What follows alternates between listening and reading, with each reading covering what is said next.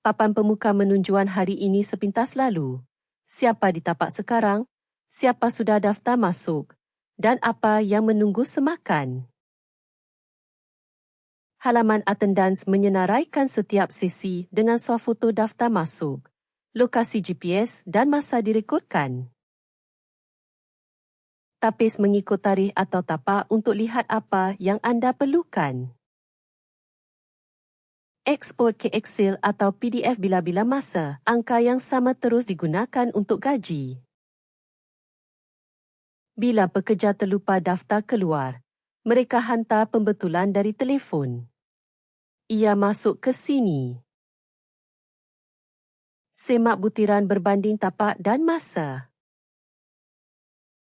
Luluskan dan rekod kehadiran serta gaji mereka terus dikemas kini. Selesai kehadiran. Seterusnya, cuti.